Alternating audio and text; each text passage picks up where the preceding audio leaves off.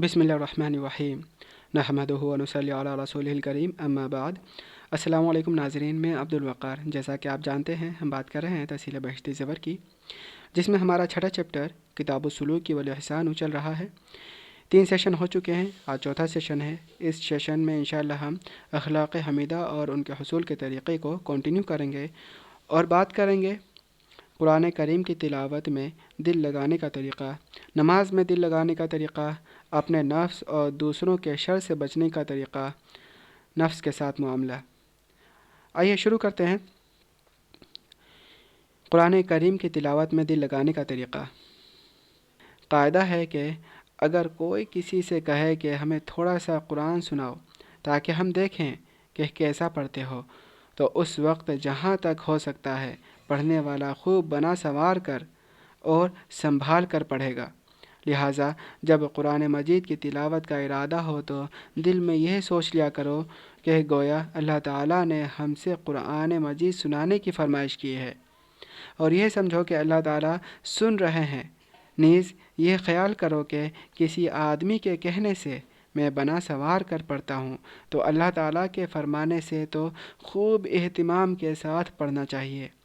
यह सब बातें सोचकर अब पढ़ना शुरू करो, और जब तक पढ़ते रहो यही बातें जहन में रखो, और जब पढ़ने में बिगाड़ होने लगे या तवज्जो इधर उधर बटने लगे तो थोड़ी देर के लिए पढ़ना रोक कर उन बातों के सोचने को फिर ताज़ा कर लो।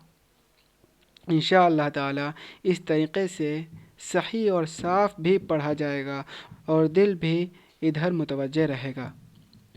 अगर कुछ मुद्दत तक इसी तरह पढ़ते रहोगे तो फिर आसानी से दिल लगने लगेगा।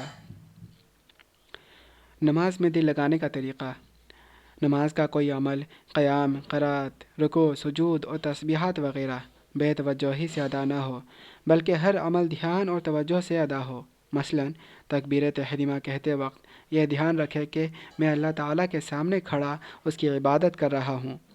फिर सना पढ़ते वक्त यह सोचे कि मैं अल्लाह ताला की तारीफ़ कर रहा हूँ।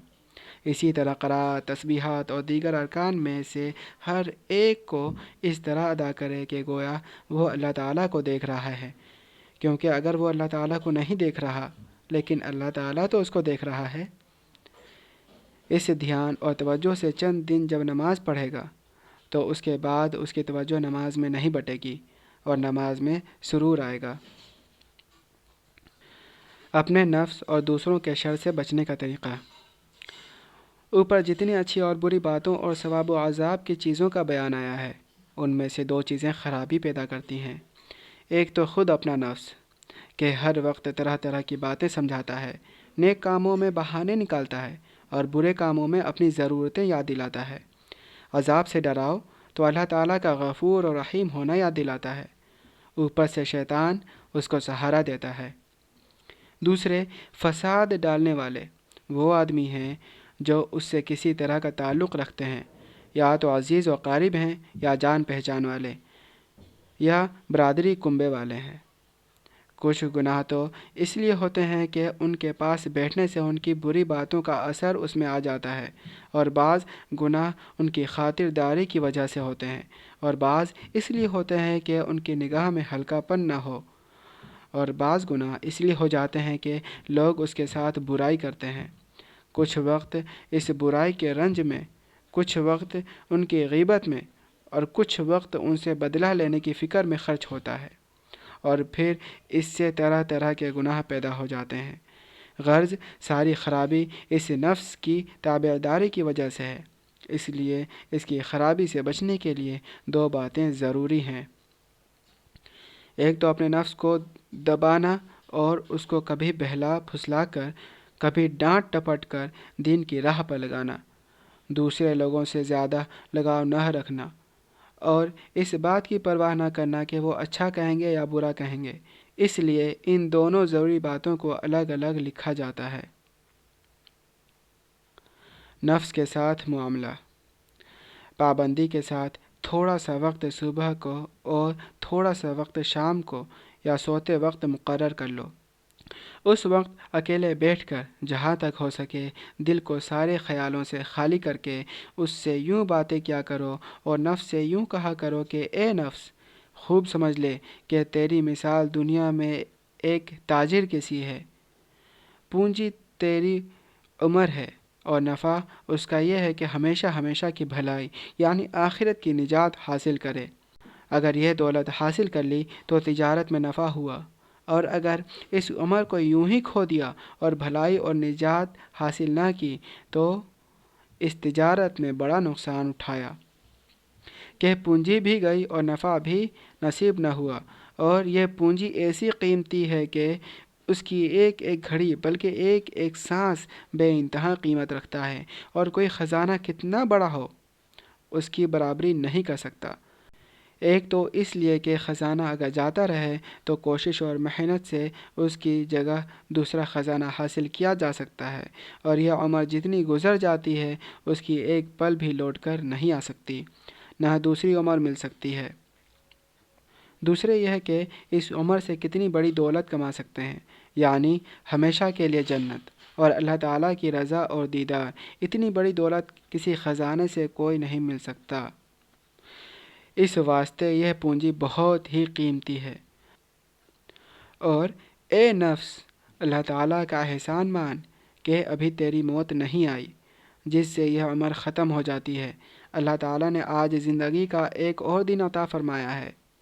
اگر تو مرنے لگے تو دل و جان سے آرزو کرے کہ مجھے ایک دن کی عمر اور مل جائے تاکہ اس ایک دن میں سارے گناہوں سے سچی اور پکی توبہ کر لوں اور اللہ تعالیٰ سے پکا وعدہ کر لوں کہ پھر ان گناہوں کے پاس نہ پھٹکوں گا، اور وہ سارا دن اللہ تعالیٰ کی یاد اور تابعداری میں گزاروں۔ جب مرنے کے وقت تیرا یہ حال اور یہ خیال ہوتا ہے تو اپنے دل میں تو یوں ہی سمجھ لے کہ گویا میری موت کا وقت قریب آیا تھا، اور میرے مانگنے سے اللہ تعالیٰ نے یہ دن مزید دے دیا ہے، اور اس دن کے بعد معلوم نہیں کہ کوئی اور دن نصیب ہوگا یا نہیں۔ لہٰذا اس دن کو تو اسی طرح گزارنا چاہیے کہ گویا یہ عمر کا آخری دن ہے، یعنی سب گناہوں سے پکی توبہ کر لے اور اس دن میں کوئی چھوٹی یا بڑی نافرمانی نہ کرے، اور پورا دن اللہ تعالیٰ کے دھیان اور خوف میں گزار دے اور اللہ تعالیٰ کا کوئی حکم نہ چھوڑے۔ جب وہ سارا دن اسی طرح گزر جائے پھر اگلے دن یوں ہی سوچے کہ شاید عمر میں سے یہی ایک دن باقی ہے، اور اے نفس، اس دھوکے میں نہ آنا کہ اللہ تعالیٰ معاف کر دیں گے، کیونکہ اول تو تجھے کیسے معلوم ہوا کہ معاف ہی کر دیں گے اور سزا نہ دیں گے۔ اگر سزا ہونے لگے تو اس وقت کیا کرے گا، اور اس وقت کتنا پچھتانا پڑے گا، اور اگر معاف ہی کر دیتا تب بھی تو نیک کام کرنے والوں کو جو انعام اور مرتبہ ملے گا وہ تجھ کو نصیب نہ ہوگا۔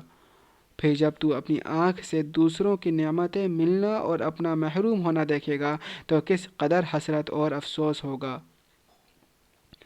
اس پر اگر دل میں یہ خیال آئے کہ پھر میں کیا کروں اور کس طرح کوشش کروں، تو یہ سوچ لو کہ جو چیز تجھ سے مر کر چھوٹنے والی ہے، یعنی دنیا اور بری عادتیں، تو اس کو ابھی چھوڑ دے، اور جس سے تجھ کو سابقہ پڑنے والا ہے اور اس کے بغیر تیرا گزارا نہیں ہو سکتا، یعنی اللہ تعالیٰ اور اس کو راضی کرنے کی باتیں، اس کو ابھی سے اختیار کر لے اور اس کی یاد اور تابعداری میں لگ جائے۔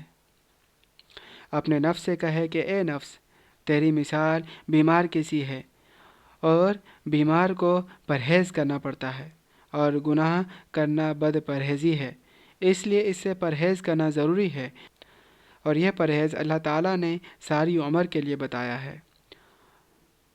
سوچ تو صحیح، اگر دنیا کا کوئی ادنا سا حکیم کسی سخت بیماری میں تجھے یہ بتا دے کہ فلاں مزیدار چیز کھانے سے بیماری بہت بڑھ جائے گی اور تو سخت تکلیف میں مبتلا ہو جائے گا، اور فلاں کڑوی اور بدمزہ دوا روزمرہ کھاتے رہو گے تو صحت مند رہو گے اور تکلیف کم ہو جائے گی، تو یقینی بات ہے کہ اس حکیم کے کہنے سے کیسی ہی مزیدار چیز ہو اس کو ساری عمر کے لیے چھوڑ دے گا، اور دوا کیسی ہی بدمزہ اور ناگوار ہو آنکھ بند کر کے روزانہ اس کو نگل جایا کرے گا۔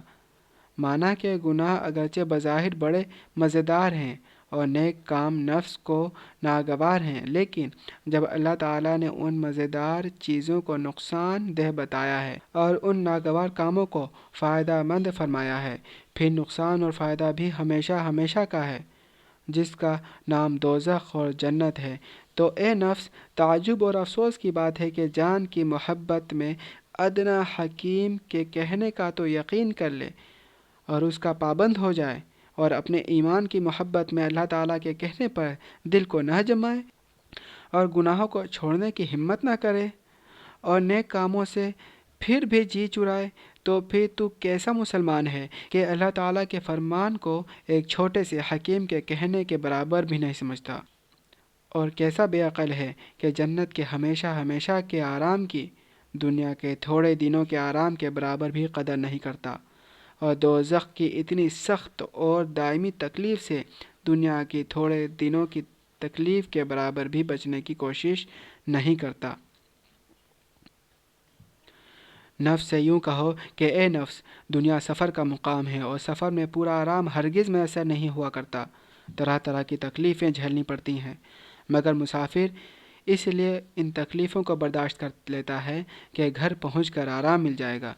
اگر ان تکلیفوں سے گھبرا کر کسی سرائے میں ٹھہر کر اس کو اپنا گھر بنا لے اور آرام آسائش کا سارا سامان وہاں جمع کر لے تو ساری عمر بھی گھر پہنچنا نصیب نہ ہو۔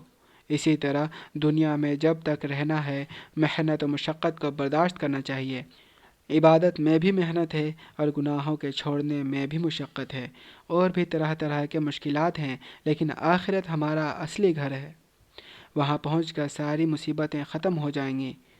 غرض نفس سے ایسی ایسی باتیں کر کے اس کو صحیح راستے پر لگانا چاہیے، اور روزمرہ اسی طرح سمجھانا چاہیے، اور یاد رکھو کہ اگر آدمی خود اپنی بھلائی اور درستی کی کوشش نہیں کرے گا تو اور کون اس کی خیر خواہی کرے گا۔